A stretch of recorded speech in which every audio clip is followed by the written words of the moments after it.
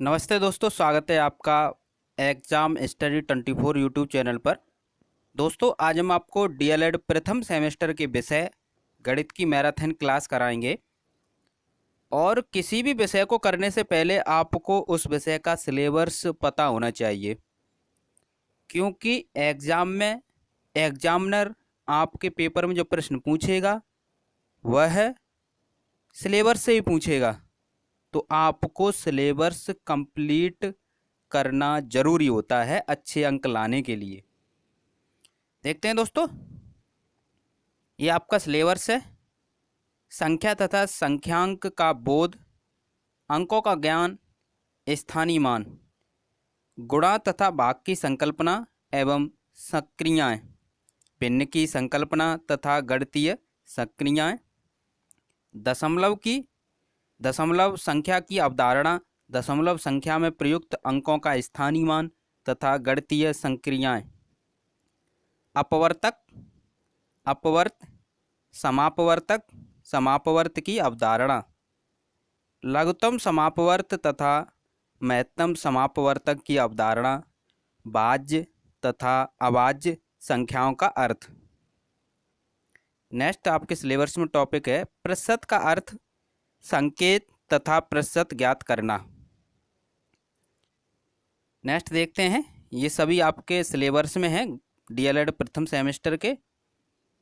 अवर्गीकृत आंकड़ों का पिक्टोग्राफ, बार ग्राफ, पाई ग्राफ द्वारा निरूपण, सजातीय तथा विजातीय बीजगणित व्यंजकों का बोध, इनका जोड़ घटाव, तल, तलखंड, बिंदु, रेखा, वक्र, रेखाखंड, किरण तथा कोण की संकल्पना, पटरी तथा प्रकार की सहायता से 90, 60, 120 का कोण बनाना, पटरी प्रकार की सहायता से 60, 90, 120 का कोण बनाना, कोणों के प्रकार जिसमें न्यून कोण, समकोण, अधिक कोण है, त्रिभुज, आयत, वर्ग, वृत्त की अवधारणा तथा इनके अंगों की जानकारी, परिमिति का अर्थ।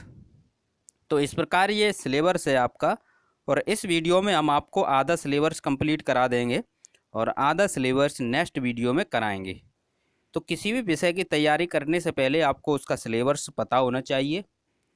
और आपके जो पेपर हैं 3 दिन लगातार होते हैं। पहले दिन 2 पेपर, दूसरे दिन 3 पेपर, तीसरे दिन 3 पेपर होते हैं। High school, inter, BSc, BEd की जो तैयारी छात्र करते हैं और पेपर में जो लिखते हैं, दोनों ही डीएलएड से अलग हैं, क्योंकि वहाँ लेंथी लिखा जाता है, एक एक 2 2 पेज के प्रश्न लिखे जाते हैं, लेकिन आपके में पॉइंट टू पॉइंट लिखे जाते हैं।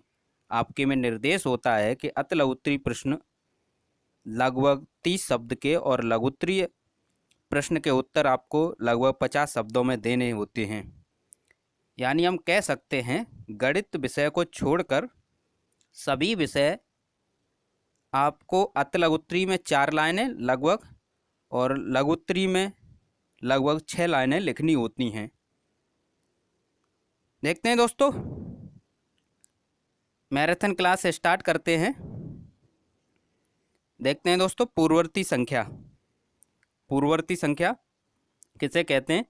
किसी संख्या के पहले की संख्या को पूर्ववर्ती संख्या कहते हैं। कोई संख्या है, उसके पहले, जैसे संख्या 8 है, इसके पहले जो संख्या है वही 8 की पूर्ववर्ती संख्या है। तो आपने समझा कि यहाँ पर क्या लिखा है कि पूर्ववर्ती संख्या कौन सी होती हैं? किसी संख्या के पहले की संख्या को पूर्ववर्ती संख्या कहते हैं। और हमारे पढ़ाने का तरीका सबसे अलग है। हम आपके डीएलएड के अनुसार पढ़ा रहे हैं। जो बेस्ट पढ़ाना चाहिए डीएलएड के अनुसार, हम अपना बेस्ट दे रहे हैं। इससे आपके अच्छे अंक आएंगे, क्योंकि डीएलएड में आपको पॉइंट टू पॉइंट लिखना होता है, तो आपको पॉइंट टू पॉइंट ही पढ़ना पड़ेगा। देखते हैं दोस्तों, पूर्ववर्ती संख्या निकालने या ज्ञात करने का नियम क्या है। तो आप जो संख्या है उसमें से एक कम कर देंगे तो आपकी पूर्ववर्ती संख्या प्राप्त हो जाएगी। लेकिन जिन्हें गणित आता है वो और जिन्हें गणित नहीं आता है वह दोनों ही इस वीडियो को देखें। जिन्हें गणित आता है उन्हें लिखने का तरीका पता पड़ेगा। जिन्हें गणित नहीं आता है उन्हें करने का तरीका और लिखने का तरीका दोनों ही पता पड़ेंगे। अब आप डायरेक्ट नहीं लिखेंगे, 16 की पूर्ववर्ती संख्या पूछी जाए तो डायरेक्ट 15 नहीं लिखेंगे कि 16 में से एक कम कर दें और 15। आपको लिखना होगा 16 की पूर्ववर्ती संख्या बराबर 16 माइनस 1 बराबर 15। तो इस प्रकार आप लिखेंगे। जब लिखने का तरीका आपको पता होगा तभी एग्जाम में गणित में अच्छे अंक आएंगे, नहीं तो आपके अच्छे अंक नहीं आएंगे। नेक्स्ट देखते हैं प्रश्न। दो अंकों की सबसे छोटी संख्या की पूर्ववर्ती संख्या ज्ञात कीजिए। तो आपको सबसे पहले 2 अंकों की सबसे छोटी संख्या लिखनी होगी। तो 2 अंकों की सबसे छोटी संख्या 10 है। कितनी है? 10। अतः 10 की पूर्ववर्ती संख्या 10 में से 1 कम करेंगे तो आएंगे 9। तो इस प्रकार 2 अंकों की सबसे छोटी संख्या की पूर्ववर्ती संख्या 9 होगी। नेक्स्ट देखते हैं, 1 की पूर्ववर्ती संख्या ज्ञात कीजिए। तो यहाँ पर लिखेंगे 1 की पूर्ववर्ती प्राकृतिक संख्या। 1 की पूर्ववर्ती प्राकृत लिख लेंगे। प्रश्न कंप्लीट इसे कर लेते हैं। 1 की पूर्ववर्ती प्राकृत संख्या ज्ञात कीजिए। इस प्रश्न का आपको आंसर लिखना है। 1 की पूर्ववर्ती प्राकृत संख्या या प्राकृत बोलते हैं, ज्ञात कीजिए। नेक्स्ट देखते हैं अनुवर्ती संख्या। अनुवर्ती संख्या को उत्तरवर्ती संख्या भी कहते हैं। अभी आपने पूर्ववर्ती संख्या देखी थी, अब आप देखेंगे अनुवर्ती या उत्तरवर्ती संख्या। तो पूर्ववर्ती समझते हैं। पूर्ववर्ती में क्या था?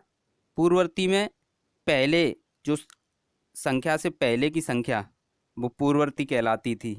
अब उत्तरवर्ती या अनुवर्ती में क्या होगा?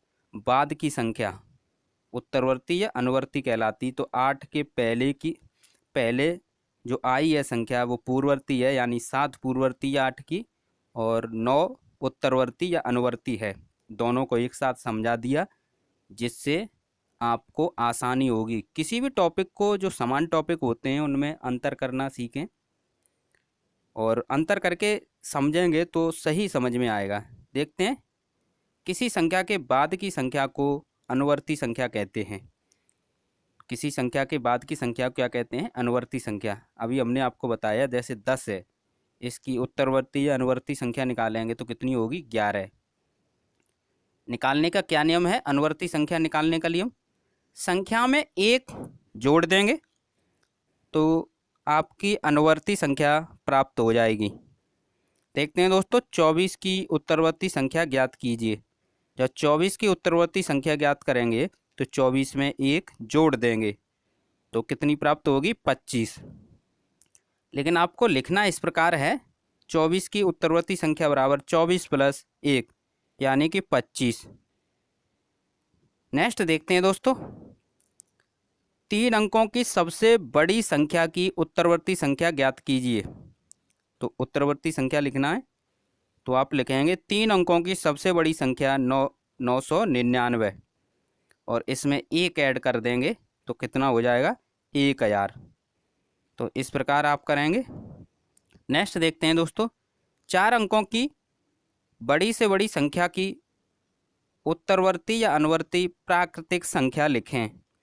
तो 4 अंकों की सबसे बड़ी संख्या होती है 9999, और इसमें 1 ऐड कर देंगे तो हो जाएगी 10,000। लेकिन लिखने का तरीका ये है, ये भाषा यूज करें। जैसे 4 अंकों की सबसे बड़ी संख्या होगी 9999, फिर लिखेंगे अतः 9999 की उत्तरवर्ती संख्या बराबर 9999 प्लस 1 यानी 10,000। देखते हैं दोस्तों, एक की कोई पूर्ववर्ती प्राकृतिक संख्या नहीं होती है, और एक किसी, यहाँ पर लिख लेंगे एक किसी भी प्राकृतिक संख्या की अनुवर्ती प्राकृतिक संख्या नहीं है। तो इस प्रकार ये पॉइंट हैं, नोट कर लें। नेक्स्ट देखते हैं दोस्तों, ये टॉपिक आपके कंप्लीट हो गए। एक बार इन्हें रिवीजन करते हैं। अगर पूर्ववर्ती संख्या कोई भी संख्या दी है, जैसे 15 कोई संख्या है, अगर आपसे पूछा जाए कि इसकी पूर्ववर्ती संख्या बताइए, तो इस संख्या में से एक घटा देंगे तो आपको मिल जाएगी वह संख्या।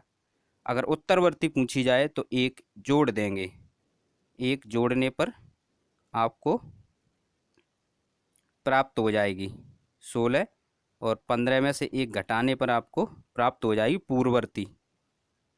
तो इस प्रकार आप समझ गए। नेक्स्ट देखते हैं दोस्तों, योगात्मक प्रतिलोम या योज्य प्रतिलोम ज्ञात करना।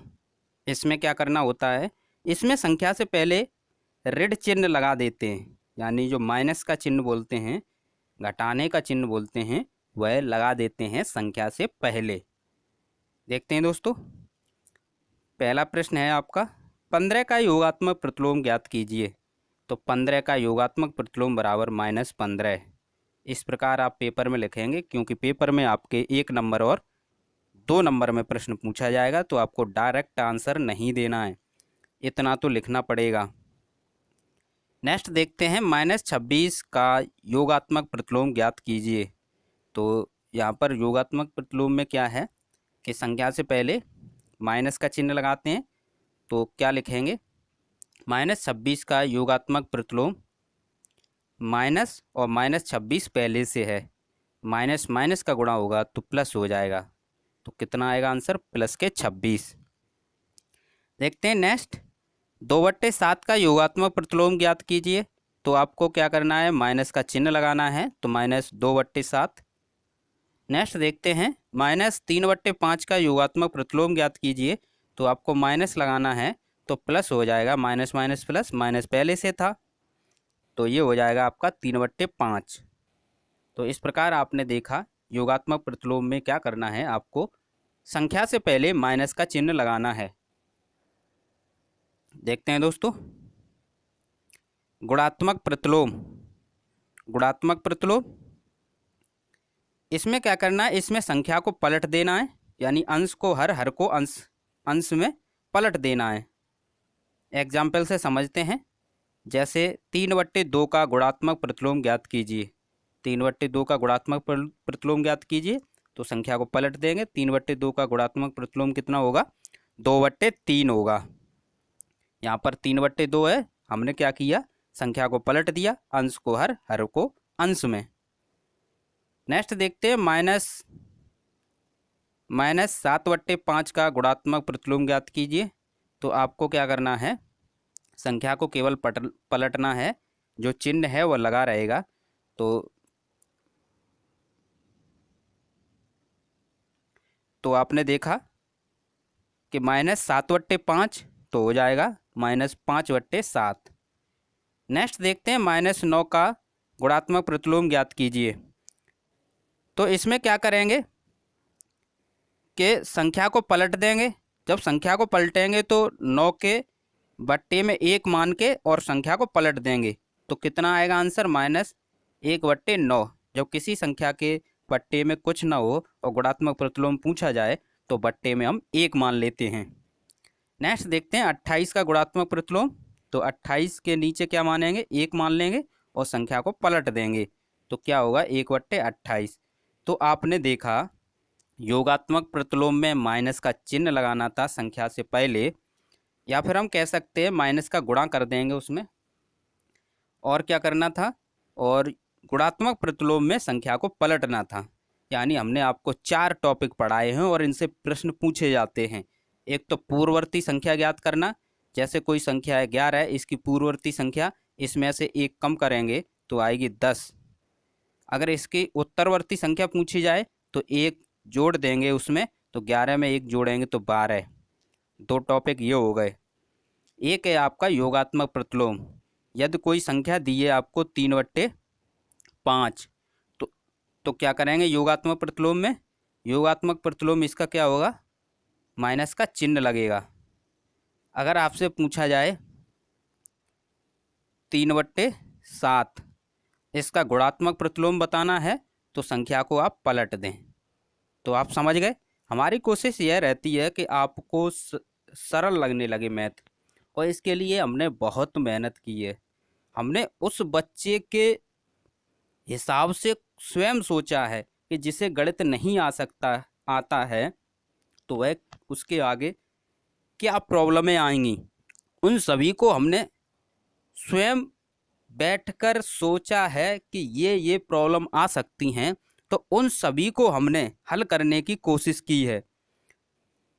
इसे इन नोट्सों को बनाने में बहुत मेहनत लगी है।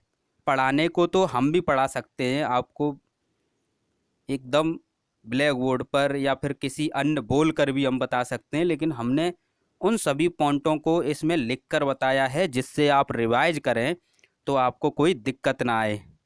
यदि आपको पीडीएफ चाहिए तो आप 8445, ये व्हाट्सअप नंबर है 8445766464, मैराथन क्लास की पीडीएफ, या फिर आप जो आपके डीएलएड प्रथम सेमेस्टर के 8 विषय हैं, 8 विषय की कंप्लीट पीडीएफ चाहिए या एक विषय की पीडीएफ चाहिए, आप इस पर मैसेज करें।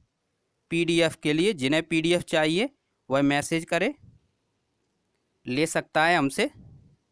देखते हैं दोस्तों, तो यहाँ पर गुणात्मक प्रतिलोम के बारे में आप समझ गए। पूर्ववर्ती संख्या, उत्तरवर्ती संख्या, योगात्मक प्रतिलोम और गुणात्मक प्रतिलोम। इस प्रश्न को आप स्वयं करें, ये आपके पेपर में पूछा गया है, कौन सा जोड़ा एक दूसरे का व्युत्क्रम है।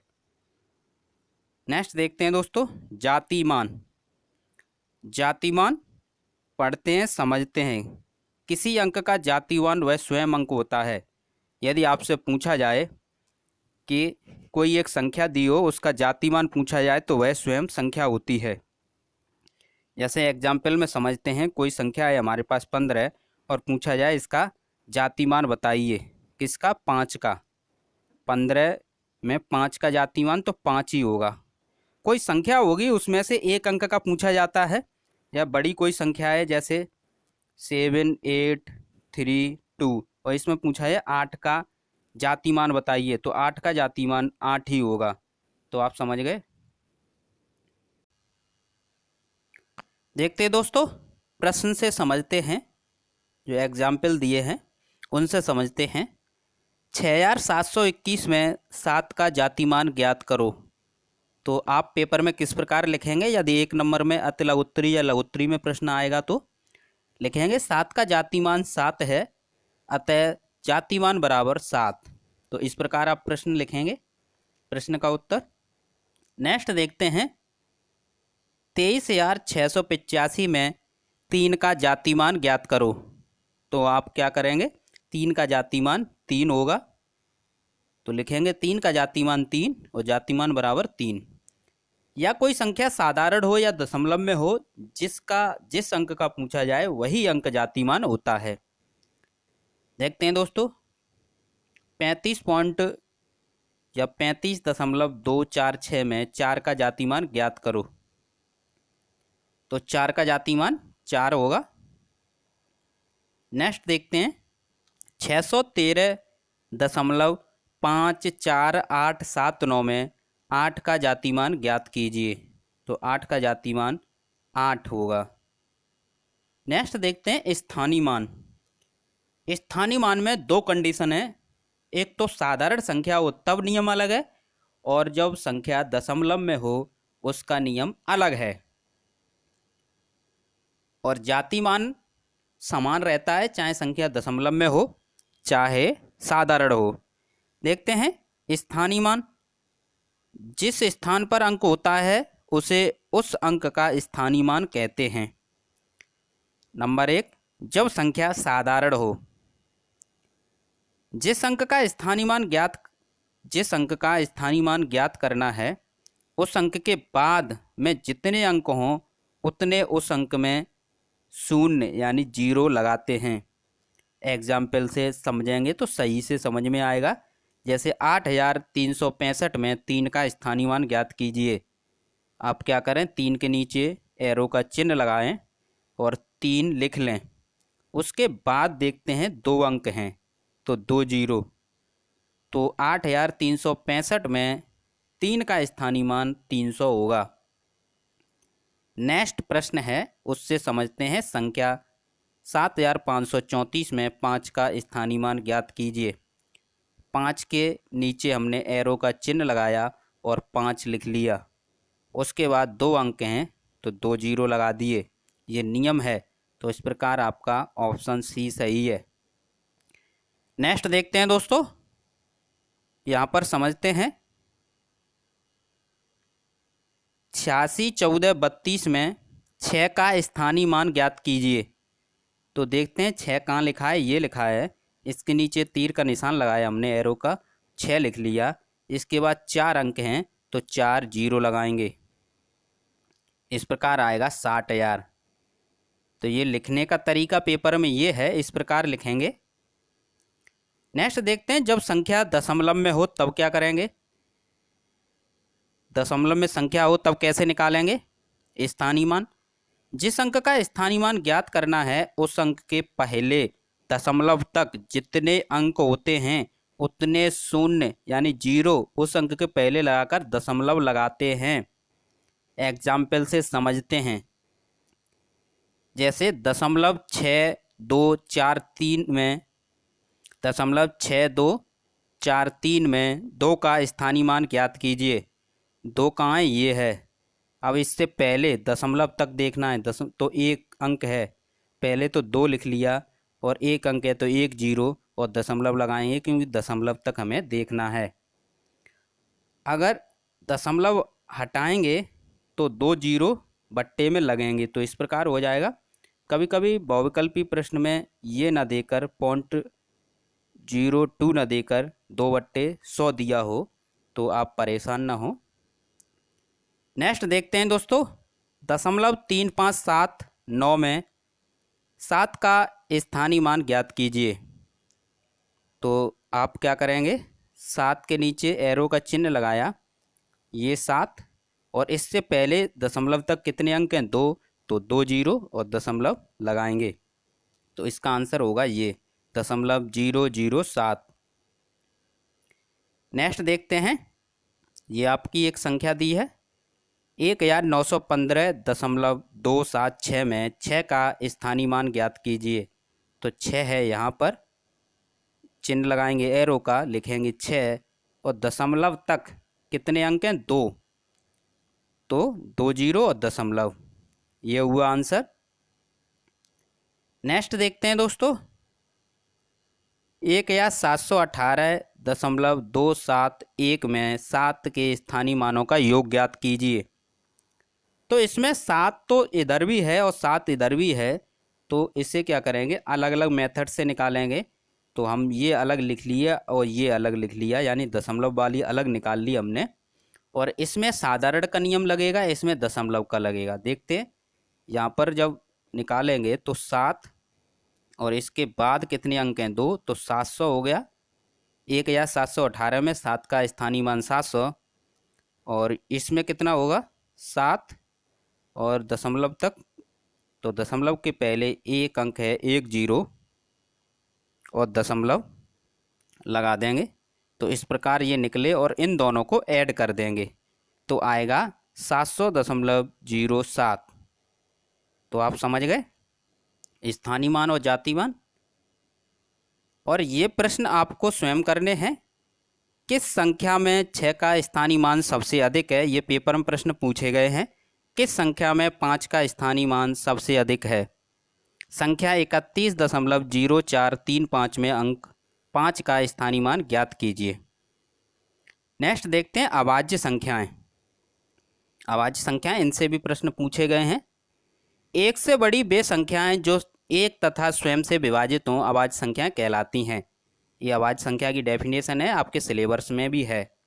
एक से बड़ी वे संख्याएं जो एक तथा स्वयं से विभाजित हों अभाज्य संख्याएं कहलाती हैं। एक से तो सभी संख्याएं विभाजित होंगी, तो हम कह सकते हैं वे संख्याएं जो स्वयं से विभाजित हों, किसी और संख्या से विभाजित न हों, वे संख्याएं अभाज्य संख्याएं कहलाती हैं। 1 से 100 तक सभी अभाज्य संख्याएं ज्ञात कीजिए। तो 1 से 100 तक की 25 अभाज्य संख्याएं होती हैं। अगर आपसे पूछा जाए 1 से 100 तक कितनी अभाज्य संख्याएं होती हैं, 25। कौन कौन सी हैं देखते हैं, 2, 3, 5, 7, 11, 13, 17, 19, 23, 29, 31, 37, 41, 43, 47, 53, 59, 61, 67, 71, 73, 79, 83, 89, 97। नेक्स्ट देखते हैं 0 से 10 तक कितनी संख्याएं हैं। 2, 3, 5, 7, 10 से 20, 11, 13, 17, 19, 20 से 30, 23, 29, 30 से 40, 31, 37, 40 से 50 के बीच में कौन कौन सी अभाज्य संख्याएं। 41, 43, 47, 50 से 60 के बीच में कौन कौन सी संख्याएं अभाज्य संख्याएं। 53, 59, 60 से 70 के बीच में 61, 67, 70 से 80 के बीच में 71, 73, 79, 80 से 90 के बीच में 83, 89 और 90 से 100 के बीच में 97। और आपसे इनमें से ही प्रश्न पूछा गया है। देखते हैं कौन कौन से प्रश्न पूछे गए हैं। 80 और 90 के बीच में अभाज्य संख्याएं हैं, ये आपके पेपर में प्रश्न पूछा गया है। तो आप देखेंगे 80 से और 90 के बीच में कौन कौन सी हैं। 83 और 89, 83 और 89। तो ऑप्शन नंबर डी सही है। 30 से 40 के बीच में, 30 और 40 के बीच में 31 और 37 हैं। 31 और 37, तो विकल्प नंबर सी सही है। ये प्रश्न आपके पेपर में पूछे गए हैं। नेक्स्ट देखते हैं दोस्तों, भाजकता का नियम। कोई भी संख्या 2 से कब विभाजित होगी पूरी पूरी, आप कैसे पहचानेंगे। अंतिम अंक या फिर हम कह सकते हैं इकाई अंक 0, 2, 4, 6, 8 हो, किसी भी संख्या का इकाई अंक या अंतिम अंक यदि 0 है, 2 है, 4 है, 6 है, 8 है, तो वह संख्या 2 से पूरी पूरी विभाजित होगी। जैसे ये संख्या है, इसका अंतिम अंक 0 है, इसका 2 है, इसका 4 है, इसका 8 है, तो ये संख्या आप ये सभी संख्याएं 2 से विभाजित पूरी पूरी हो जाएंगी। नेक्स्ट देखते हैं 3 का नियम क्या है। अंकों का योग करके देखेंगे, यदि अंकों का योग 3 से विभाजित है तो वह संख्या 3 से विभाजित होगी। जैसे 456 है, यह संख्या 3 से विभाजित है या नहीं है, तो आप इनके अंकों का योग करेंगे तो होगा 15, 15 में 3 का भाग चला जाएगा। तो इसका मतलब ये है 456 संख्या है वह 3 से विभाजित है। 4 से विभाजित होने का नियम है अंतिम 2 अंक 4 से विभाजित होने चाहिए। तो अंतिम 2 अंक हैं 84, 16 में 16, तो ये 4 से विभाजित हो जाएंगे। तो इस प्रकार जो आपकी संख्या है 84, 16 यानी 8416, ये 4 से पूरी पूरी विभाजित होगी। 5 से कोई संख्या कब विभाजित होगी, जब अंतिम अंक या इकाई अंक 0 या 5 हो। तो आपने देखा इस संख्या में इकाई अंक 0 है और इस संख्या में इकाई अंक 5 है, तो ये संख्याएं 5 से विभाजित हो जाएंगी। 6 से विभाजित होने का नियम क्या है। 2 और 3 दोनों के नियम लगेंगे। 2 का नियम ये है कि इकाई अंक 0, 2, 4, 6, 8 होना चाहिए, और 3 का नियम ये है अंकों का योग 3 से विभाजित होना चाहिए। ये दोनों नियम जब लगेंगे तभी 6 का नियम लागू होगा। तो इस प्रकार ये संख्या आपकी है 7284 यानी 7 या 284। इसमें जो इकाई अंक है वो 4 है, तो ये संख्या 2 से विभाजित है। अब देखते हैं 3 से विभाजित, तो इन्हें सभी अंकों का योग करेंगे तो आएगा 21, और 21 में 3 का भाग चला जाएगा। तो इसका मतलब ये है ये पूरी संख्या 7284 6 से विभाजित है। नेक्स्ट देखते हैं 7 से विभाजित होने के 2 नियम हैं। क्या नियम है। इकाई अंक यानी अंतिम अंक छोड़कर बची संख्या में से इकाई अंक का दूना घटा देते हैं। इकाई अंक को छोड़कर, इकाई अंक छोड़ दिया, बची संख्या 88 बची। इकाई अंक को छोड़कर बची संख्या में से इकाई अंक का दूना, इकाई अंक था 2 का दूना कर देंगे यानी हो जाएगा 4, घटा देंगे तो आएगा 84। अब इसमें यदि 7 का भाग जाएगा तो 882 में 7 का भाग चला जाएगा, इसमें 7 का भाग चला जाता है 84 में। देखते हैं, 7 एकन 7, 7 दूनी 14। तो इस प्रकार हम कह सकते हैं कि आपकी जो संख्या है 882 यह 7 से विभाजित होगी।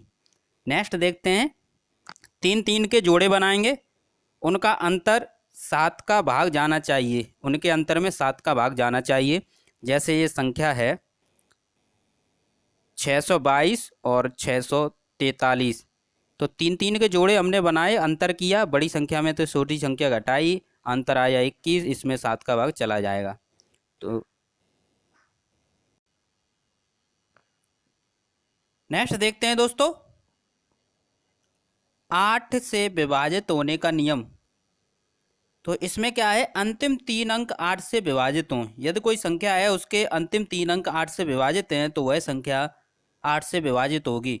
तो यहाँ पर 63, 41, 6 यह संख्या है, इसके अंतिम 3 अंक हैं 416। 4 से 16 अंतिम 3 अंक है, इसमें 8 का भाग देंगे। अगर यह 8 से विभाजित होंगे तो पूरी संख्या 8 से विभाजित होगी। तो देखते हैं, 8 पंजे 40, 8 दूनी 16, तो इसमें पूरा पूरा भाग चला जाएगा। तो इसका मतलब ये है आपके 63, 416 जो संख्या है वो 8 से विभाजित होगी। 9 से विभाजित होने का नियम क्या है, अंकों का योग 9 से विभाजित हो। जिस प्रकार 3 में अंकों का योग करते हैं उसी प्रकार 9 में भी विभाजित होने के नियम में क्या करते हैं, अंकों का योग करते हैं। जब अंकों का योग किया, 837 संख्या है, इसमें अंकों का योग करेंगे तो आएगा 18 और 9 का भाग चला जाएगा। तो इस प्रकार आपकी जो संख्या 837 है वह 9 से विभाजित होगी। नेक्स्ट देखते हैं दोस्तों, 10 से विभाजित होने का नियम क्या है। किसी भी संख्या का इकाई अंक या अंतिम अंक अगर 0 है तो वह संख्या 10 से विभाजित होगी। यहाँ पर जो संख्या हमने लिखी है 8670, तो इसमें इकाई का अंक हमने देखा 0 है, तो इसका मतलब यह है यह संख्या 10 से विभाजित होगी। 11 से विभाजित होने का नियम क्या है, 11 से विभाजित होने का नियम ये है, सम तथा विषम स्थानों के अंकों का योग या तो 0 हो या 11 से विभाजित हो। यदि उनका अंतर करें तो 11 से सम तथा विषम स्थानों के अंकों का अंतर करें तो या तो 0 आए या फिर जो संख्या प्राप्त हो वह 11 से विभाजित हो। तो क्या है, वह पूरी संख्या 11 से विभाजित होगी। यहाँ पर जो आपके सम और विषम स्थानों पर जो अंक हैं उनका योग किया तो आया 10 और ये भी 10 आया, और इस प्रकार अंतर का मतलब होता है बड़े में से छोटा घटाना। तो यहाँ पर तो दोनों ही बराबर हैं तो आया 0। तो इसका मतलब ये है यह पूरी संख्या 11 से विभाजित है। नेक्स्ट देखते हैं दोस्तों, नेक्स्ट नियम, अंकों से सबसे बड़ी तथा सबसे छोटी संख्या बनाना। जब कोई अंक दिए हों उससे सबसे छोटी तथा सबसे बड़ी संख्या कैसे बनाएंगे। देखते हैं दोस्तों, अंकों से सबसे बड़ी तथा सबसे छोटी संख्या बनाना। पहले देखते हैं दोस्तों, अंकों से सबसे बड़ी संख्या बनाना। इसमें क्या है, सबसे बड़ी संख्या बनाना आसान है, छोटी संख्या में केवल एक नियम है ऐसा जिसमें प्रॉब्लम आएगी। हमारी कोशिश यह रहती है कि सरल से सरल आपको बताया जाए और लिखकर बताया जाए। देखते हैं दोस्तों, पहले सबसे बड़ा अंक, उसके बाद उससे छोटा अंक और अंत में सबसे छोटा अंक लिखेंगे, यानी अवरोही क्रम में लिख देंगे। एग्जाम्पल से समझेंगे तो आपको सही से समझ में आएगा। जैसे कोई अंक हैं 2, 4 और 3, अंकों द्वारा सबसे बड़ी संख्या बनाइए।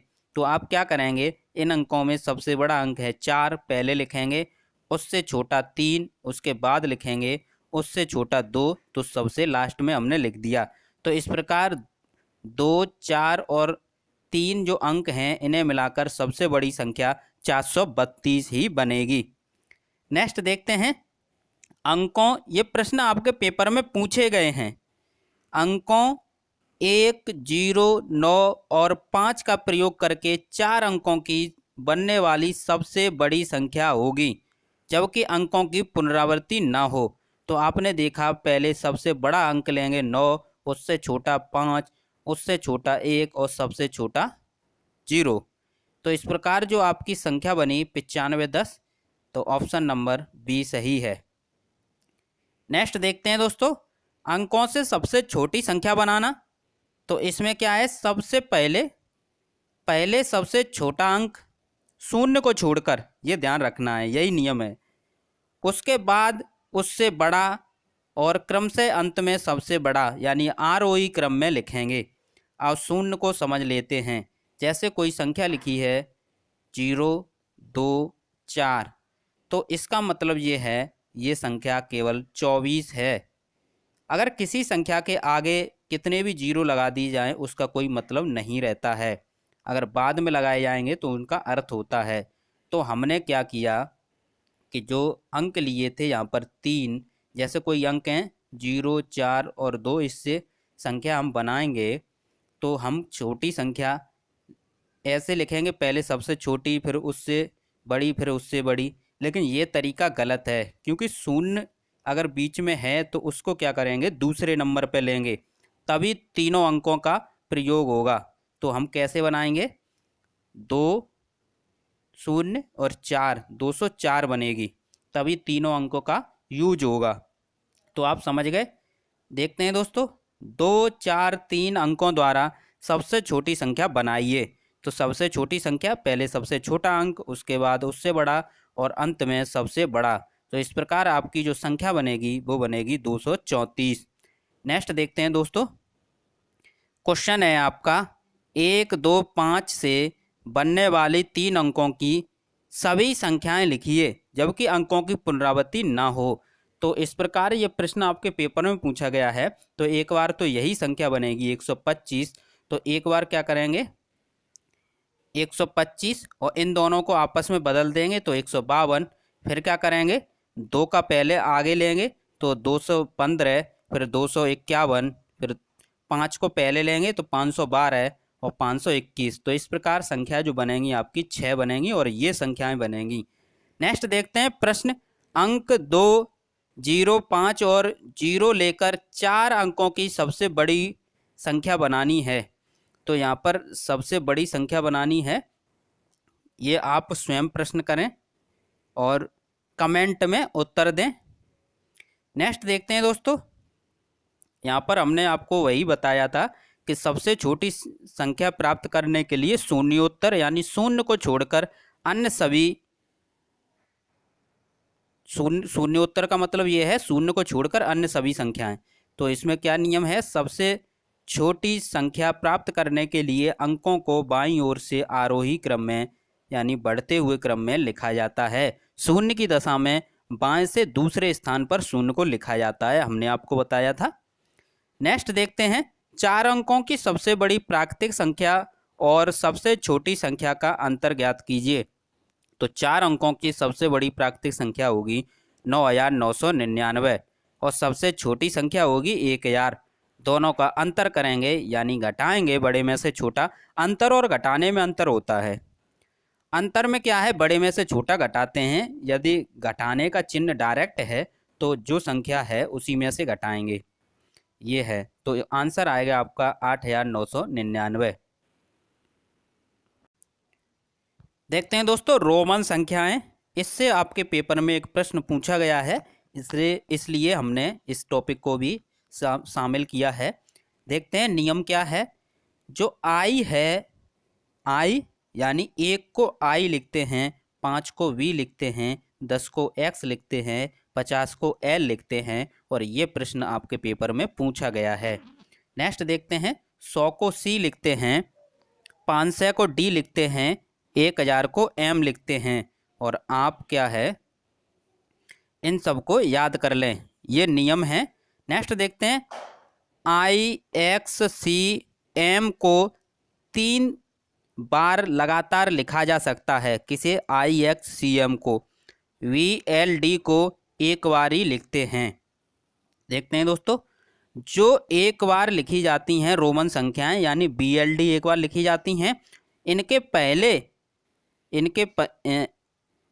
उनके बाद यानी रोमन संख्या लिखने पर जोड़ते हैं तथा उससे पहले लिखने पर घटाते हैं, समझते हैं। जैसे कोई रोमन है, इसे 5 कहेंगे, इसके आगे अगर आई लगा देंगे तो इसका मतलब ये है 4 यानी घटाएंगे, और ये भी लिखेंगे इसका मतलब है 5, और आई एक आगे लगाएंगे तो इसका मतलब ये है 6।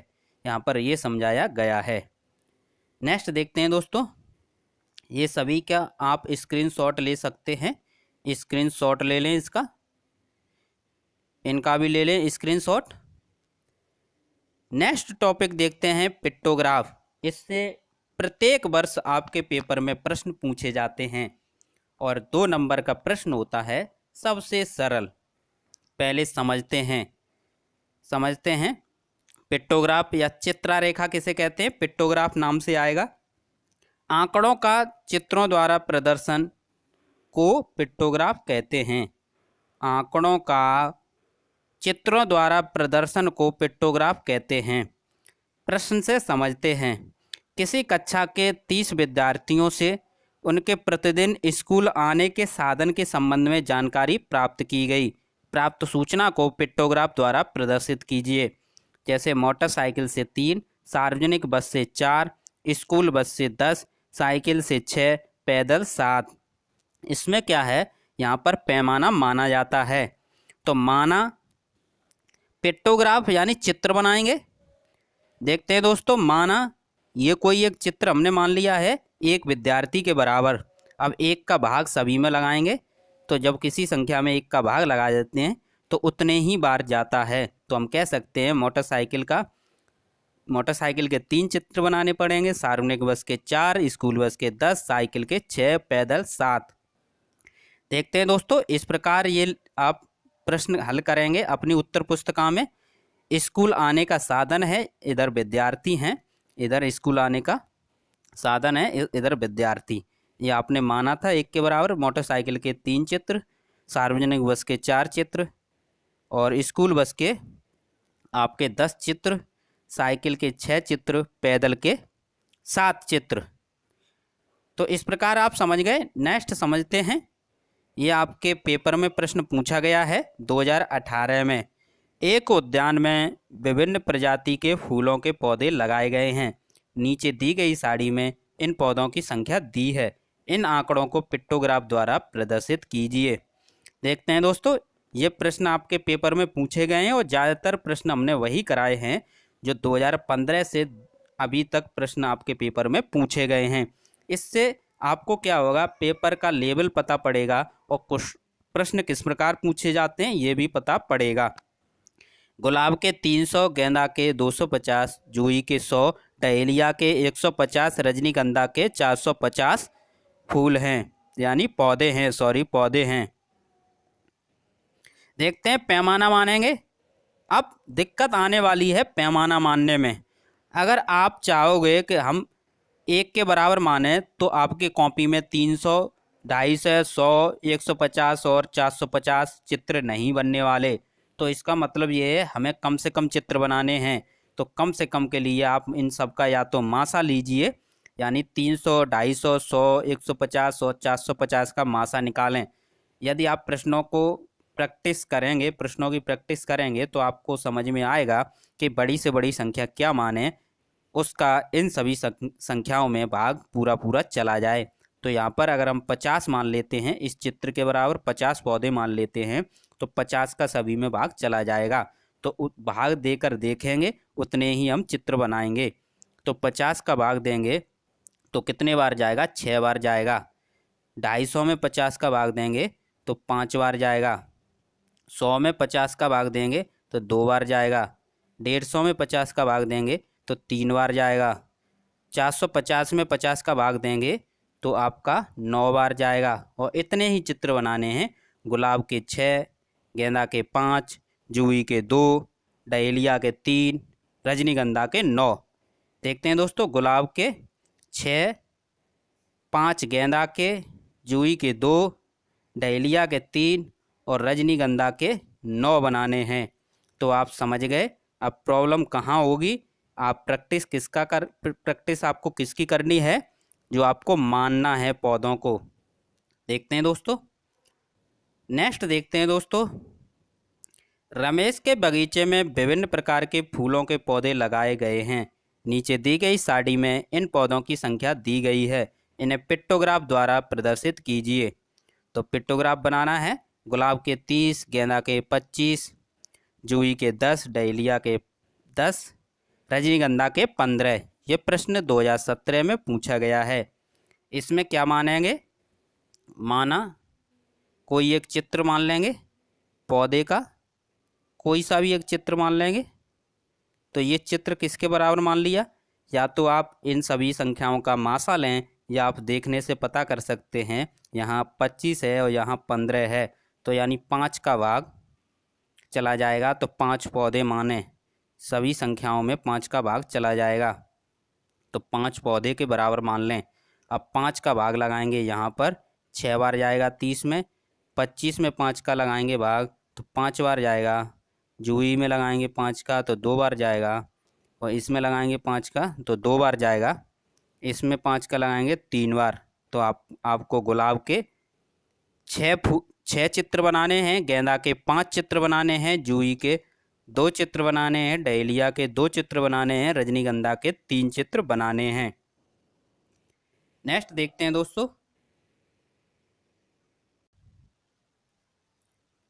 नेक्स्ट प्रश्न देखते हैं दोस्तों। एक उद्यान में विभिन्न प्रजाति के फूलों के पौधे लगाए गए हैं। नीचे दी गई सारणी में इन पौधों की संख्या दी गई है, इन्हें पिक्टोग्राफ द्वारा प्रदर्शित कीजिए। ये आपका 2016 में पेपर में, ये 2016 के पेपर में प्रश्न पूछा गया है। और इसी प्रकार से आपके पेपर में एक प्रश्न इससे पूछा जाएगा पिक्टोग्राफ से। समझते हैं दोस्तों। गुलाब के 300, गेंदा के 250, जूही के 100, डहेलिया के 150। यहाँ पर क्या मानेंगे? माना जो एक चित्र हमने बनाना बताया है आपको, इसे किसके बराबर मानेंगे? 50 के बराबर। 50 पौधे के बराबर मान लेंगे। अब इसमें क्या करेंगे? 50 का भाग देंगे तो कितने बार जाएगा? 6 बार जाएगा। 300 में 50 का भाग देंगे तो 6 बार जाएगा। 250 में 50 का भाग देंगे तो 5 बार जाएगा। 100 में 50 का भाग देंगे तो 2 बार जाएगा। 150 में 50 का भाग देंगे तो 3 बार जाएगा। तो इस प्रकार गुलाब के 6 चित्र, गेंदा के 5 चित्र, जूही के 2 चित्र और डहेलिया के 3 चित्र बनाएंगे। नेक्स्ट देखते हैं दोस्तों। नेक्स्ट प्रश्न है, किसी कक्षा के विद्यार्थियों द्वारा पूर्णांक 600 में से किए गए कुल अंकों को दर्शाया गया है, इन्हें पिक्टोग्राफ द्वारा प्रदर्शित कीजिए। ये शिक्षार्थी हैं, ये प्राप्तांक हैं। अमिता के 450 हैं, नमिता के 300 हैं, दीप्ति के 400, अजय के 350 और अमर के 500, नाजिया के 550, सुशांत के 600। क्या मानेंगे? अब यहाँ पर मानेंगे, देखते हैं दोस्तों। 50 मान लेते हैं, 50 का सभी संख्याओं में भाग चला जाएगा, तो यहाँ पर मान लेंगे माना, या फिर पैमाना लिख सकते हैं।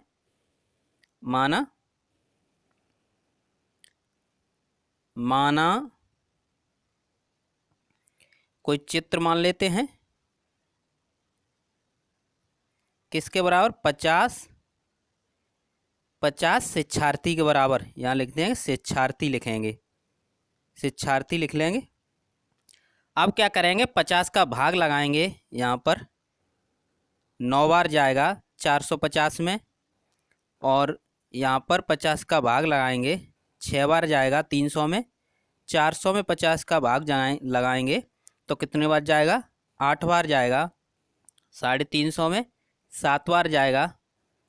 500 में 10 बार जाएगा 50 का भाग। 550 में 50 का भाग 11 बार जाएगा, और 600 में 12 बार जाएगा 50 का भाग।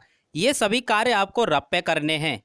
पेपर में केवल आपको पिक्टोग्राफ द्वारा जो चित्र बनाए जाते हैं पैमाना मानकर वही करना है। तो इस प्रकार आप अमिता के 9 चित्र, नमिता के 6 चित्र, दीप्ति के 8 चित्र, अजय के 7 चित्र, अमर के 10 चित्र, नाजिया के 11 चित्र, सुशांत के 12 चित्र बनाएंगे। नेक्स्ट प्रश्न देखते हैं। ये आपका 2021 में पेपर में पूछा गया है। विभिन्न वर्षों में एक विद्यालय के शिक्षार्थियों के कुल संख्या निम्नलिखित सारणी द्वारा प्रदर्शित है, इन्हें पिक्टोग्राफ द्वारा प्रदर्शित कीजिए। वर्ष है, शिक्षार्थियों की संख्या है 2000 में 400, 2002 में 500, 2004 में 700, 2006 में 600, 2008 में 800। अब यहाँ पर क्या है, मान लेंगे, क्योंकि 100 मान लें सभी में भाग चला जाएगा। तो माना ये कोई चित्र मान लेते हैं, कितने के बराबर, 100 शिक्षार्थी, 100 शिक्षार्थी, 100 शिक्षार्थी मान लेंगे। अब क्या करेंगे, 100 का भाग लगाएंगे 400 में, 4 बार जाएगा, 500 में 5 बार जाएगा, 700 में 7 बार जाएगा, 600 में 6 बार जाएगा और 800 में 8 बार जाएगा। इस प्रकार 2000 वर्ष 2000 में 4 चित्र बनेंगे शिक्षार्थियों के, 2002 में 5, 2004 में 7, 2006 में 6, 2008 में 8 चित्र बनेंगे। इस प्रकार आप इन प्रश्नों को रिवाइज करें। जितना रिवाइज करेंगे उतना कम समय लगेगा पेपर में इन्हें हल करने में।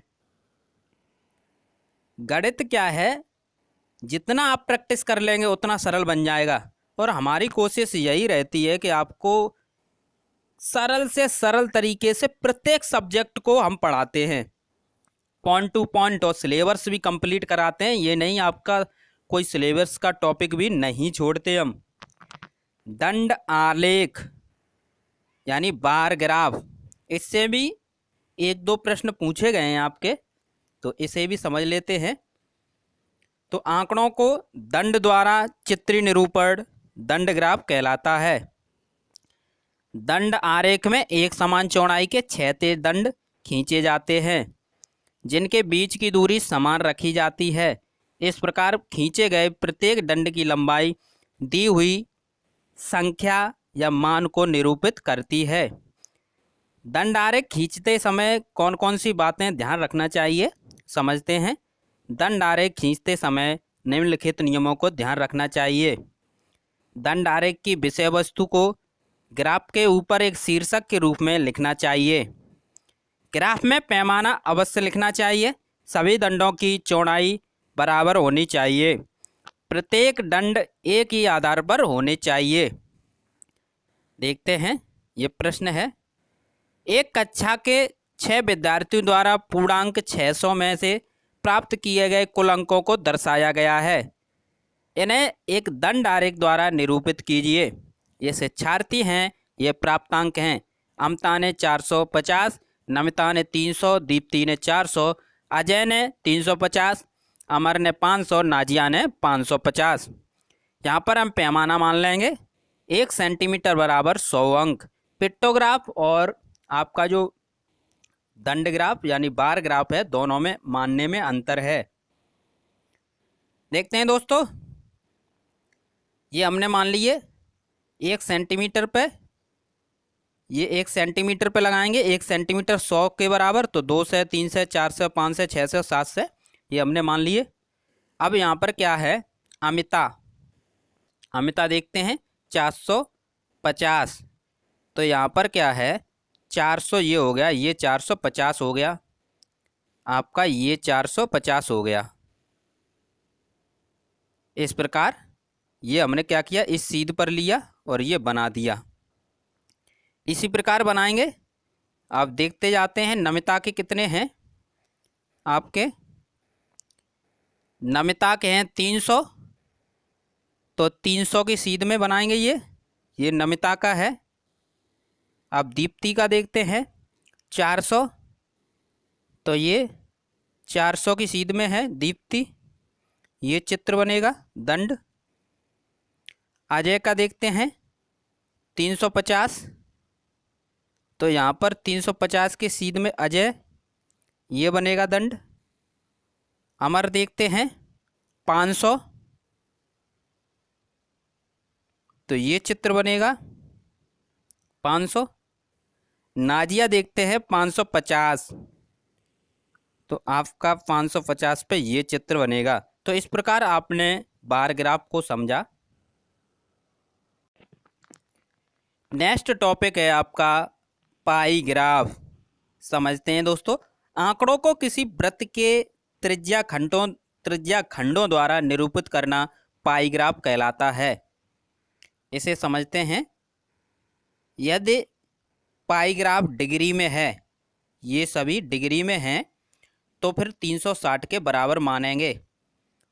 यहाँ पर क्या है, ये x की वैल्यू पूछी गई है, इन सभी को ऐड कर लेंगे और 300 के बराबर मानेंगे। जैसे 120 + 40 + 60 + 50 + x बराबर 360, ये लिखा है। अब क्या करेंगे, अंकों को ऐड कर लेंगे। 270 + x, 270 का पक्षांतर करेंगे, x को यहीं रहने देंगे। तो 360 में से 270 को घटाएंगे तो आपका 90 प्राप्त होगा। तो x की वैल्यू कितनी आई, 90। नेक्स्ट देखते हैं। यदि ये डाटा आपको पाई ग्राफ का प्रतिशत में दिया है, ये सभी, तो आप 100 के बराबर मानेंगे। तो यहाँ पर x की वैल्यू कैसे निकलेगी, 20 + 10 + 25 + x बराबर 100। इन सभी को ऐड कर लेंगे, 55 के बराबर हो जाएगा। और 55 का पक्षांतर करेंगे तो 100 में से 55 घटाएंगे तो आपका आएगा 45। नेक्स्ट देखते हैं दोस्तों। यदि प्रतिशत में दिया हो, डिग्री में पूछा जाए, तो क्या करेंगे, 100% बराबर 360 डिग्री के बराबर मान लेंगे। लेकिन पहले आपको प्रतिशत में मान निकालना होगा। देखते हैं दोस्तों। ये प्रतिशत में दिया है और चित्र में पूछा गया है, चित्र में x का मान डिग्री में ज्ञात कीजिए। तो आप क्या करेंगे, पहले x का मान प्रतिशत में निकालेंगे और प्रतिशत में 100 के बराबर रखते हैं, ये हमने अभी बताया था। तो 30 + 20 + 20 + 10 + x बराबर 100। इन सभी को ऐड करेंगे तो आएंगे 80 + x बराबर 100। तो x का मान क्या आएगा, 80 को पक्षांतर करेंगे तो 100 में से 80 घटाएंगे तो आएगा 20। x का मान 20 आया। अब यहाँ पर देखते हैं, हमें क्या करना है, डिग्री में बदलना है। तो हमें पता है 100% 360 डिग्री के बराबर मानेंगे। तो 1 डिग्री का मान, 1% का मान होगा 360/100 डिग्री। तो 20% का मान क्या करेंगे, 20 का गुणा कर देंगे इसमें डायरेक्ट। तो 20 का गुणा करेंगे, इसे सॉल्व करेंगे तो आएगा 72। कितना आएगा, 0 से 0 कैंसिल, ये 0 से ये, तो 2 का गुणा 36 में करेंगे तो आएगा 72। यदि डिग्री में दिया हो, प्रतिशत में पूछा जाए, तो 360 डिग्री बराबर 100%। पहले हम डिग्री में मान निकालेंगे, तब प्रतिशत में चेंज करेंगे।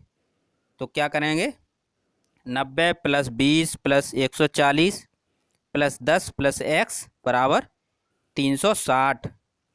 इन्हें ऐड करेंगे तो आएगा 300 + x बराबर 360। 300 को पक्षांतर करेंगे, 360 में से घटाएंगे तो आएगा 60। अब ये वाला नियम लगाएंगे, 360 डिग्री बराबर 100%, 1 डिग्री बराबर 100/360। अब हमें 60 डिग्री का मान निकालना है, तो डायरेक्ट 60 का गुणा कर देंगे। 60 का गुणा करेंगे तो आपका सॉल्व करके आएगा 16.66%। नेक्स्ट देखते हैं दोस्तों। ये प्रश्न आपके पेपर में पूछा गया है, पढ़ते हैं इसको। किसी कक्षा की वार्षिक परीक्षा के 60 शिक्षार्थियों के परिणाम निम्नांकित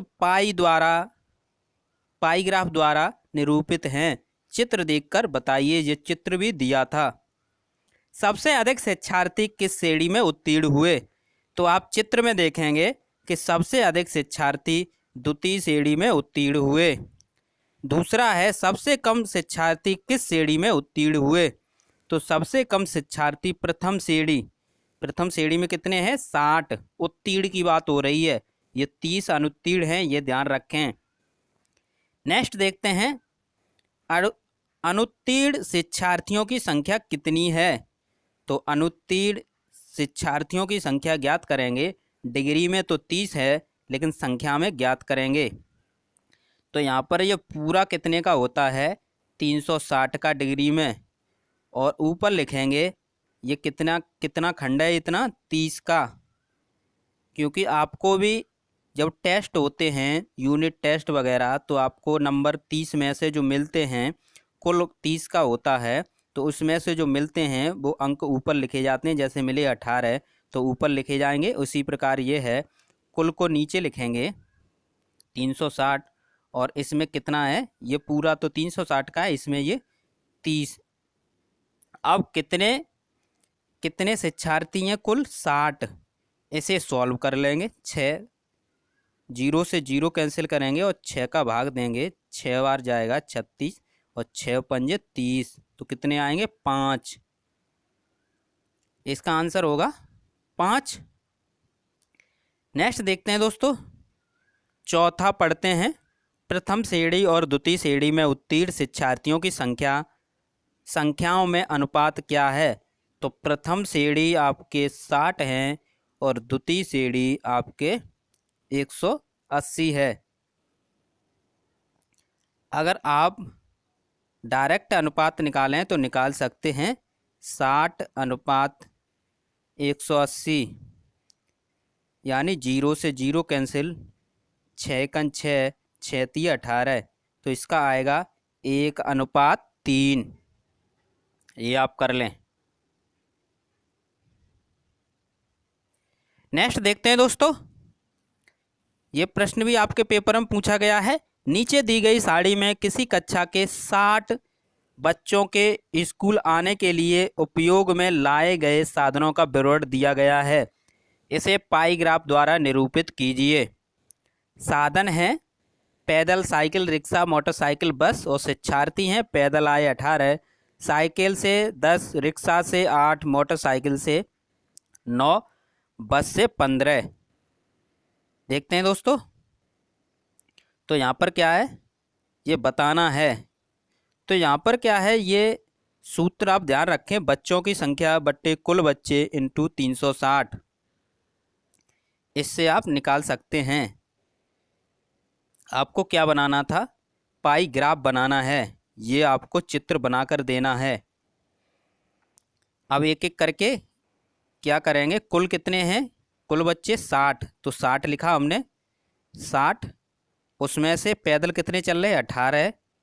और कोण, ये पूरे वृत्त का जो कोण मानते हैं वो 360 के बराबर। अब इसे क्या करेंगे? सॉल्व करेंगे। 0 से 0 कैंसिल, 6 का भाग लगाएंगे, 36 में 6 बार जाएगा, 18 छिंगे 108। तो पैदल में 108 डिग्री का कोण बनेगा। ये पैदल का कितने का कोण बनेगा? 108 डिग्री का। नेक्स्ट देखते हैं साइकिल से, तो वही है।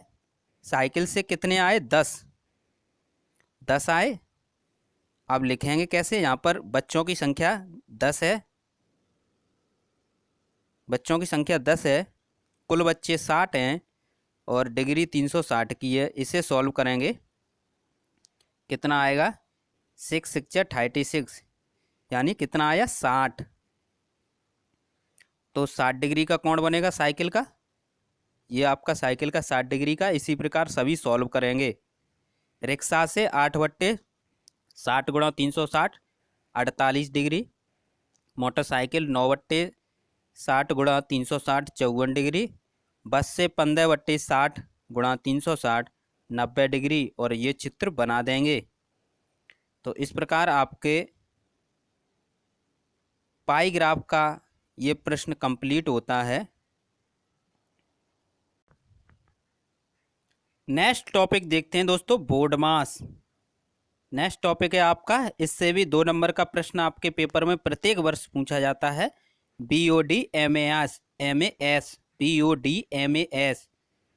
बी माने होता है ब्रैकेट, जिसे कोष्टक कहते हैं। और कोष्टक आपके पेपर में 4 प्रकार के पूछे जाते हैं: रेखा कोष्टक, छोटा कोष्टक, मंझला कोष्टक, बड़ा कोष्टक। ओ माने होता है ऑफ, जिसे हिंदी में का कहते हैं। नेक्स्ट देखते हैं डी माने होता है डिवीजन यानी भाग, जिसका चिन्ह ये है। एम माने होता है मल्टीप्लिकेशन, हिंदी में गुणा कहते हैं, इसका चिन्ह ये है। ए माने होता है एडिशन, जिसका अर्थ होता है योग, और चिन्ह ये है। और एस माने होता है सब्ट्रैक्शन यानी घटाना, चिन्ह ये है। यदि आपको ये सभी चिन्ह दिए हैं तो उनका हल करने का तरीका, पहले ब्रैकेट करेंगे, ब्रैकेट में भी अगर सभी ब्रैकेट हैं तो पहले रेखा, फिर छोटा, मंझला, फिर सबसे बड़ा, और ब्रैकेट के बाद ऑफ यानी का दिया है उसे, फिर भाग, गुणा, जोड़ और घटाव, इस क्रम में हल करेंगे। प्रश्न से समझते हैं। ये आपका प्रश्न 2016 में पूछा गया है। देखते हैं। 13 माइनस कोष्टक, छोटा कोष्टक 8 गुणा 2 प्लस 3 का मान ज्ञात कीजिए। तो पहले आप कोष्टक को हल करेंगे, बाद बाकी जितनी भी संख्याएं और जो भी चिन्ह हैं वो ऐसे ही उतारते रहेंगे। तो पहले एक बार लिख लेते हैं, फिर इसको कोष्टक को हल करेंगे। 8 दूनी 16, अंदर गुणा करेंगे, 8 दूनी 16, और कोष्टक के बाहर माइनस का चिन्ह है तो माइनस के 16, और ये सभी संख्याएं ऐसे ही उतार ली, ये आप समझ लें। नेक्स्ट क्या करेंगे, प्लस प्लस के जो संख्याएं हैं प्लस की उन्हें जोड़ लेंगे, तो 13 और प्लस के 3 16 और माइनस के 16, तो इस प्रकार आंसर आया 0। नेक्स्ट देखते हैं दोस्तों। 18 माइनस बड़ा कोष्टक 4, मंझला कोष्टक 16 माइनस छोटा कोष्टक 18 माइनस 5 का मान ज्ञात कीजिए। ये प्रश्न आपके 2016 में पूछा गया है। एक बार उतार लेंगे, फिर लिखेंगे, और पेपर में आपको क्या है डायरेक्ट उत्तर देने पड़ते हैं, यानी हल करना पड़ता है, तो पेपर में तो आप इतना ही लिखेंगे। देखते हैं दोस्तों। अब क्या करेंगे, ये कोष्टक आपको दिए हैं, सबसे पहले छोटा कोष्टक हल करेंगे। तो छोटे कोष्टक में 18 में से 5 गए तो बचेंगे 13, और कोष्टक के बाहर माइनस है तो माइनस के 13। अब ये कोष्टक हल करेंगे, 16 में से 13 गए तो बचेंगे 3, और बाहर प्लस है तो प्लस के 3। अब क्या करेंगे, अब ये कोष्टक हल करेंगे, बड़ा कोष्टक 4 और 3 7, और बाहर माइनस है तो माइनस के 7। अब क्या करेंगे, 18 में से 7 घटाएंगे तो बचेंगे 11। तो आपने देखा जो हम बता रहे हैं वही हल करेंगे, बाद बाकी जितने भी आगे की संख्याएं हैं वो सभी उतारते रहेंगे। नेक्स्ट देखते हैं। 14 माइनस बड़ा कोष्टक 12 माइनस मंझला कोष्टक 9 माइनस छोटा कोष्टक 7 माइनस रेखा कोष्टक 6 माइनस 2 को सरल कीजिए। पहले उतार लेंगे, उसके बाद क्या करेंगे, रेखा कोष्टक हल करेंगे। 6 में से 2 गए 4, और रेखा कोष्टक के बाहर है माइनस का चिन्ह तो माइनस के 4। अब क्या करेंगे, छोटा कोष्टक हल करेंगे। 7 में से 4 गए तो बचेंगे 3, और आगे क्या है माइनस का चिन्ह है तो माइनस के 3। अब क्या करेंगे, मंझला कोष्टक हल करेंगे। 9 में से 3 गए तो बचेंगे 6, और आगे है माइनस का चिन्ह तो माइनस के 6। अब क्या करेंगे, बड़ा कोष्टक हल करेंगे। 12 में से 6 घटाएंगे तो बचेंगे 6, और यहाँ पर माइनस का चिन्ह है तो माइनस के 6। तो इस प्रकार आप इसे हल करेंगे। 14 में से 6 घटाएंगे तो बचेंगे 8। आपको स्टेप बाय स्टेप करने हैं, एक भी स्टेप पेपर में कम नहीं करने हैं। नेक्स्ट देखते हैं दोस्तों। ये प्रश्न 2015 में पूछा गया है, समझते हैं इसको। 4 बड़ा कोष्टक 17 प्लस मंझला कोष्टक 2 प्लस 5 छोटा कोष्टक 4 प्लस 2। एक बार उतारते हैं, फिर कोष्टक दिए हैं तो सबसे छोटा कोष्टक हल करेंगे। 4 और 2 जोड़ेंगे तो आएंगे 6, और बाहर 5 हैं तो गुणा में लिख देंगे। अब क्या करेंगे, अब ये मंझला कोष्टक हल करेंगे। मंझले कोष्टक में 2 चिन्ह आ रहे हैं, एक प्लस का एक गुणा का, तो पहले गुणा का चिन्ह हल करेंगे। तो 5 6 30, और फिर ऐसे ही उतार देंगे संख्या को। अब इनको हल करेंगे। 30 और 2 32, बाहर प्लस का चिन्ह है इसलिए 32 प्लस के हैं। अब सबसे बड़ा कोष्टक हल करेंगे। 17 में 32 जोड़ेंगे तो आएंगे 39, और आगे 4 हैं तो इसका मतलब ये है गुणा में 4 लिखेंगे। 4 का गुणा 39 में करेंगे तो आएंगे 196। इसी क्रम में करें। यदि आपको किसी भी विषय की पीडीएफ चाहिए या मैराथन क्लास की पीडीएफ चाहिए तो हमारा नंबर 84 45 76 64 64 पर मैसेज करें पीडीएफ के लिए। नेक्स्ट देखते हैं दोस्तों, ये 2020 में प्रश्न पूछा गया है। 15 माइनस बड़ा कोष्टक 6 माइनस मझला कोष्टक 5 प्लस छोटा कोष्टक 4 माइनस रेखा कोष्टक 2 माइनस 1। पहले उतार लेंगे एक बार। अब रेखा कोष्टक हल करेंगे। 2 में से 1 गए 1, और रेखा कोष्टक के बाहर माइनस का चिन्ह है तो माइनस के 1। देखते हैं दोस्तों, छोटा कोष्टक हल करते हैं। 4 में से 1 जाएगा तो 3, और कोष्टक के बाहर प्लस का चिन्ह है तो प्लस के 3। अब मझला कोष्टक हल करते हैं। 5 और 3 8, और बाहर माइनस का चिन्ह है तो माइनस के 8। अब बड़ा कोष्टक हल करते हैं। 6 माइनस 8। अब बड़े में से छोटा घटाएंगे तो बचेंगे 2, तो यानी बड़ी संख्या है 8 तो माइनस के 2, और बाहर माइनस है तो बाहर माइनस लगा दिया, माइनस माइनस हो जाएंगे प्लस, तो ये प्लस के 2 आएंगे। तो 15 और 2 17, तो इस प्रकार इसका आंसर होगा 17। नेक्स्ट देखते हैं, ये आपका प्रश्न 2016 में पूछा गया है। 121 डिवाइड बड़ा कोष्टक 16 माइनस मझला कोष्टक 14 माइनस 3 छोटा कोष्टक 9 माइनस 6। एक बार उतार लेते हैं और सबसे छोटा कोष्टक हल करेंगे। 9 में से 6 घटाएंगे तो 3, बाहर 3 हैं तो गुणा में लिख देंगे, और वो भी माइनस के हैं तो माइनस 3 गुणा 3।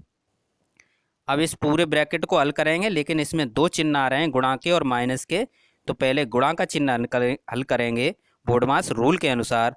तो 3 3 या 9 या 3 त्रिक 9, और चिन्ह माइनस का है, माइनस लग जाएगा इस प्रकार। अब 14 में से 9 घटाएंगे तो बचेंगे 5, और 5 कोष्टक के बाहर माइनस है तो माइनस के 5। अब बड़ा कोष्टक हल करेंगे। 16 में से 5 गए तो बचेंगे 11। अब 121 में भाग लगाएंगे 11 का, तो ये जाएंगे 11 बार, तो आंसर होगा 11। इनका रिवीजन करेंगे तब आपको आएंगे, और हमारी कोशिश यही थी कि आपको सिलेबस कंप्लीट कराया जाए और सरल से सरल तरीके से। देखते हैं दोस्तों, नेक्स्ट प्रश्न है आपका -5 माइनस 45 डिवाइड -15 प्लस -3 गुणा 5 का मान ज्ञात कीजिए। यह प्रश्न आपके 2017 में पूछा गया है।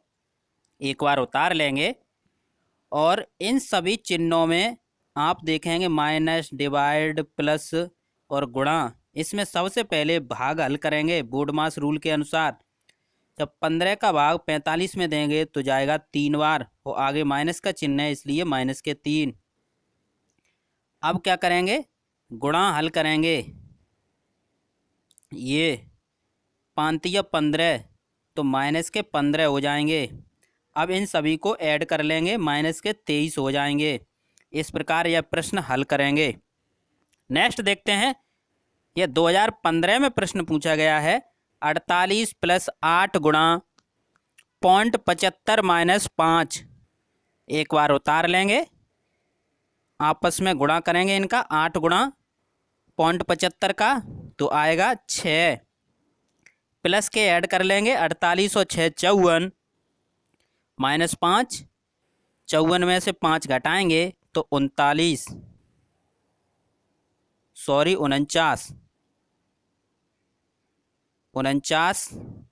और एक बार और मुझे लगता है मैंने इसे 39 अगर कहीं बोला हो तो उसके लिए सॉरी, ये 49 होगा। एक जगह मुझे लगता है ये कहीं लिखा था और हमने इसे 39 बोला है। ये 49 है, 39 नहीं है, ये आप ध्यान कर लें। तो 39 का गुणा अगर 4 में करेंगे तो 196 आएगा। देखते हैं दोस्तों, नेक्स्ट प्रश्न है आपका 2021 में पूछा गया है। 4 माइनस 0.4 माइनस छोटा कोष्टक 0.04 माइनस 0.004 और ये अलग है छोटे कोष्टक में 2 माइनस 0.9। तो इसे एक बार उतार लेते हैं फिर हल करेंगे। देखते हैं दोस्तों, इस छोटे कोष्टक को हल करेंगे। 0.04 में से 0.004 घटाएंगे तो आपको मिलेंगे 0.036 और माइनस आगे लगा है तो माइनस लगा दिया। अब क्या करेंगे, इसमें से घटाएंगे 2 में से 0.9 तो 1.1 बचेगा। अब देखते हैं इस मंझले कोष्टक को हल करते हैं। 0.4 में से 0.036 घटाएंगे तो बचेगा 0.364। अब क्या करेंगे, प्लस के ऐड कर लेंगे 4 और 1.1 तो आपका आया 5.1। उसमें से 0.364 घटाएंगे तो आपका आएगा 4.736। तो इस प्रकार आपने देखा ये टॉपिक हमने कितनी सरल तरीके से कराए। ये प्रश्न आपके पेपर में पूछे गए हैं, उन्हें आप कितने सरल तरीके से समझ रहे हैं। अब पेपर का समय नज़दीक है। अगर आप चाहो कि हम इस वीडियो से नोट्स बना लें तो ये संभव नहीं है। इसलिए यदि जिन छात्रों को PDF चाहिए वह हमारे व्हाट्सएप नंबर पर मैसेज करें 84 45 76 64 64 पर। PDF से आप पढ़ें और वीडियो से आप समझें। देखते हैं दोस्तों, बिंदु ये सिलेबस में है आपके। बिंदु समझते हैं। एक नुकीली पेंसिल से एक कागज पर एक सूक्ष्म चिन्ह लगाने पर जो आकृति बनती है उसे बिंदु कहते हैं। जैसे ये सूक्ष्म चिन्ह लगाया तो ये क्या है, आपका बिंदु है। किरण किसी बिंदु से एक ही दिशा में असीमित लंबाई तक बढ़ाने से बनी आकृति किरण कहलाती है। ये चित्र है। नेक्स्ट देखते हैं तल। ऐसी आकृति जिसकी केवल लंबाई तथा चौड़ाई हो उसे तल कहते हैं। तलखंड तल का वह भाग जिसकी लंबाई तथा चौड़ाई निश्चित हो उसे तलखंड कहते हैं। रेखाखंड एक समतल में स्थित दो बिंदुओं को परस्पर मिलाने से बनी आकृति रेखाखंड कहलाती है। उसका चित्र क्या है, ये है रेखाखंड को दोनों तरफ अनंत तक बढ़ाने से बनी आकृति रेखा कहलाती है। ये आकृति है वक्र। टेढ़ी मेढ़ी आकृति को वक्र कहते हैं और उसका चित्र ये है। रेखाओं के प्रकार, रेखाएं दो प्रकार की होती हैं, सरल रेखाएं, वक्र रेखाएं। सीधी रेखाओं को सरल रेखाएं कहते हैं, टेढ़ी मेढ़ी रेखाओं को वक्र रेखाएं कहते हैं। तल के प्रकार, तल दो प्रकार के होते हैं, मुख्यतः समतल और वक्र तल। वह सतह जो सभी स्थान पर समान हो उसे समतल कहते हैं। वह सतह जो ऊबड़ खाबड़ हो यानी ऊंची नीची हो उसे वक्रतल कहते हैं। कोण, ये सिलेबस में आपके कोण की परिभाषा देखते हैं। एक ही प्रारंभिक बिंदु वाली दो किरणों के मध्य झुकाव से बनी आकृति को कोण कहते हैं। ये चित्र है कोण का। कोण के प्रकार देखते हैं। कोण को 5 भागों में विभक्त किया गया है। न्यून कोण, वह कोण जो 0 डिग्री से बड़ा तथा 90 से छोटा होता है वह न्यून कोण कहलाता है। इस प्रकार की आकृति बनेगी लगभग। समकोण, वह कोण जो 90 डिग्री का होता है उसे समकोण कहते हैं। ये आकृति बनेगी। अधिक कोण, वह कोण जो 90 से बड़ा तथा 180 से छोटा होता है उसे अधिक कोण कहते हैं। ये आकृति बनेगी। सरल या ऋजु कोण, वह कोण जो 180 का होता है उसे सरल या ऋजु कोण कहते हैं। ये आकृति बनेगी। ये कोण 180 का होगा। वृत्त कोण, वह कोण जो 180 से बड़ा और 360 से छोटा होता है उसे वृत्त कोण कहते हैं। ये कोण होगा आपका वृहत कोण। नेक्स्ट टॉपिक है वृत्त। यहाँ पर जो ओ है वो वृत्त का केंद्र है, ओ ए है वृत्त की त्रिज्या है, और ए भी आपका वृत्त का व्यास है। व्यास को आधा कर देंगे तो त्रिज्या मिल जाएंगी। एक व्यास में दो त्रिज्याएं होती हैं। व्यास निकालने का सूत्र है 2 गुणा त्रिज्या। त्रिज्या निकालने का सूत्र है व्यास बट्टे 2। यदि व्यास को आधा कर देंगे त्रिज्या मिल जाएगी, त्रिज्या को दूना कर देंगे तो व्यास प्राप्त हो जाएगा। देखते हैं, वृत्त बनाने के लिए त्रिज्या की आवश्यकता होती है। यदि प्रश्न में व्यास दिया है तो त्रिज्या निकालेंगे।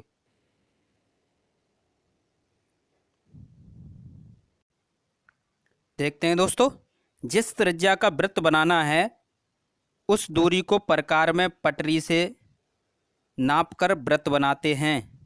जैसे 2 सेंटीमीटर का वृत्त बनाना है तो इसे कैसे प्रकार में दूरी नापेंगे? तो क्या करेंगे, ये पैमाना है, यहाँ पर क्या करेंगे, प्रकार की नोक 0 पर रखेंगे और पेंसिल 2 पर। तो इस प्रकार आपकी 2 सेंटीमीटर की दूरी नप जाएगी। देखते हैं, प्रकार में पहले पेंसिल लगा लेंगे। प्रकार की नोक 0 पर तथा पेंसिल की नोक 2 पर पटरी पर नापेंगे। फिर प्रकार की नोक को स्थिर करके पेंसिल को घुमाते हैं। इस प्रकार वृत्त बन जाता है। जीवा समझते हैं। वृत्त के किन्हीं 2 बिंदुओं को मिलाने वाले रेखाखंड को जीवा कहते हैं। वृत्त के केंद्र से होकर जाने वाली वृत्त की सबसे बड़ी जीवा होती है, उसे वृत्त का व्यास कहते हैं। ये आपकी वृत्त की जीवाएं हैं। सबसे बड़ी जीवा आपके वृत्त के केंद्र से होकर जाती है। ये प्रश्न कई बार पूछा गया है।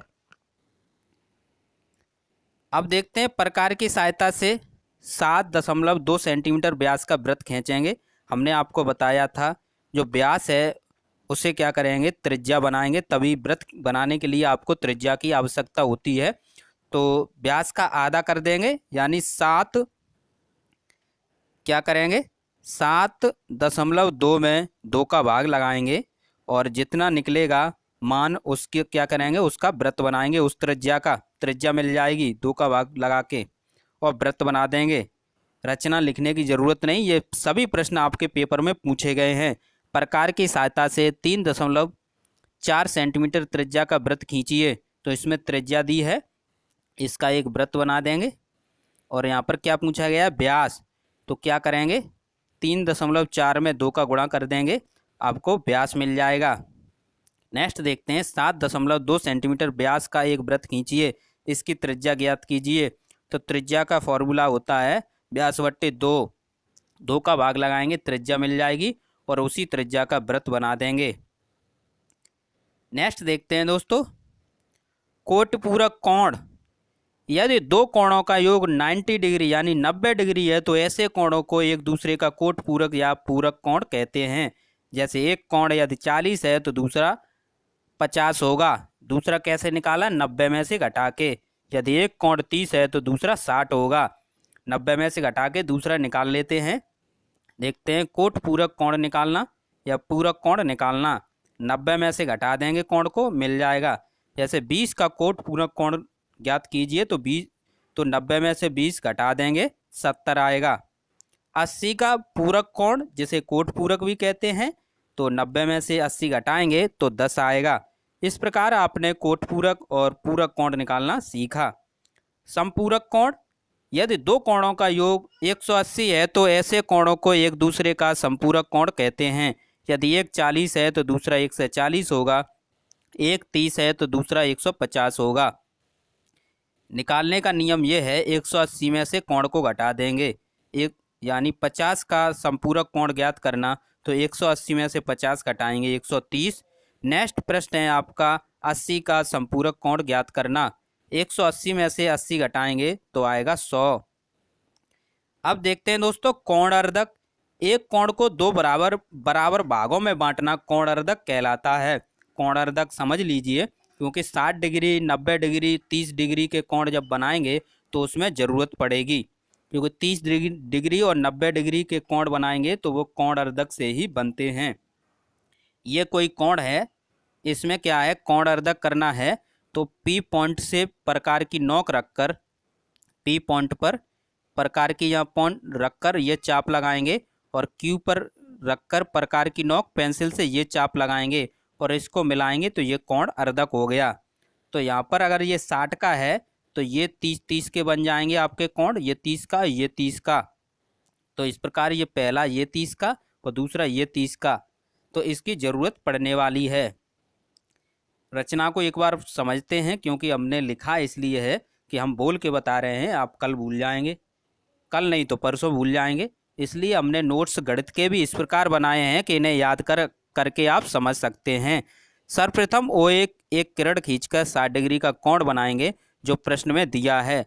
अब 0 पर प्रकार की नोक रखकर पेंसिल से दोनों किरण के बीच में एक चाप लगाएंगे। ये चाप लगाया हमने, चाप PQ लगाया। फिर दोनों चाप जिस बिंदु पर मिलते हैं,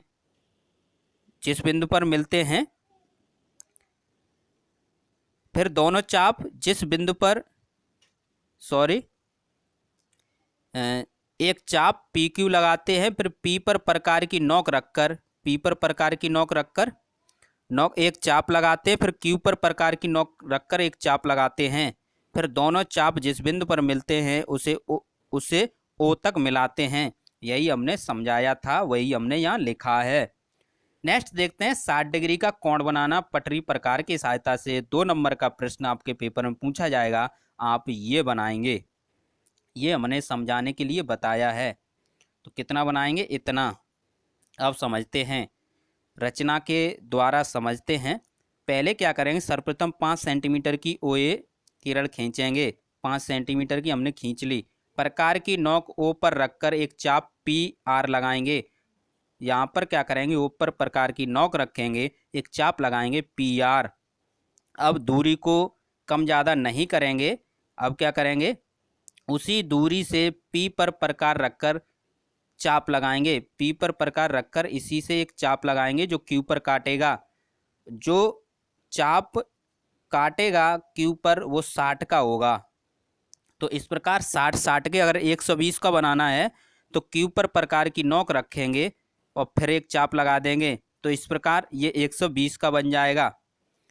अगर आपको यहाँ पर पहले 60 का समझते हैं, केवल आगे समझा देंगे।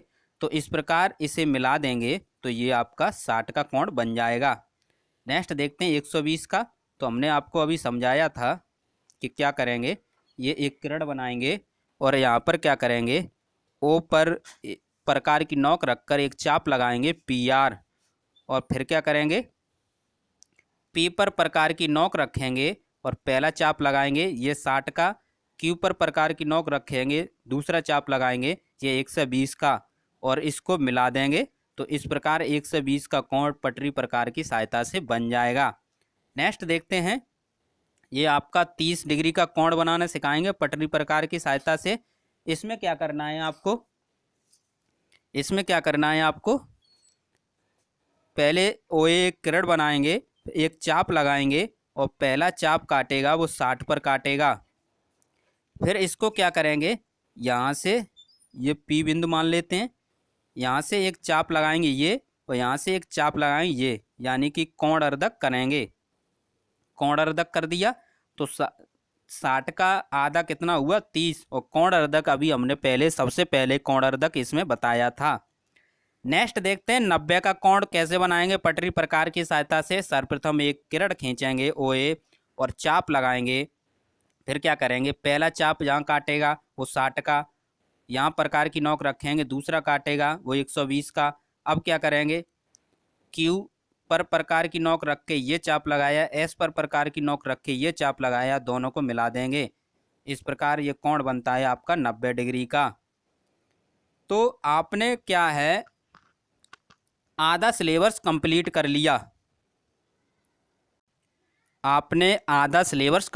लिया। देखते हैं क्या क्या कंप्लीट कर लिया।